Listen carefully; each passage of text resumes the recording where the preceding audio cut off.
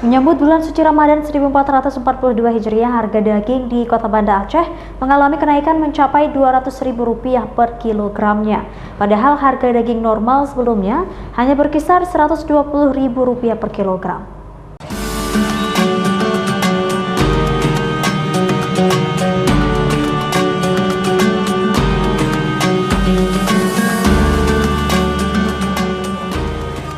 Bagi masyarakat Aceh, tradisi megang menyambut datangnya Ramadan selalu dirayakan dengan memasak daging untuk disajikan bersama keluarga dan sanak famili.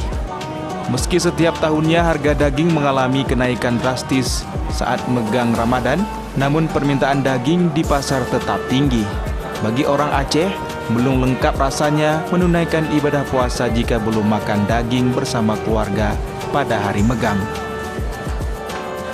Kenaikan harga daging sapi di Banda Aceh mencapai Rp200.000 per kilogramnya, sama seperti tahun lalu. Padahal harga daging normal pada hari biasa hanya berkisar antara Rp120 hingga Rp130.000 per kilogramnya. Memang harga daging terus naik ya. Biasa harga standar 130, 140 ya. Ini setnya ada yang Rp200.000 per kilo. Kalau daging lembu Aceh ya, lembu lokal istilahnya, itu Rp200.000 per kilo. Memang harga yang cukup fantastis ya, cukup tinggi.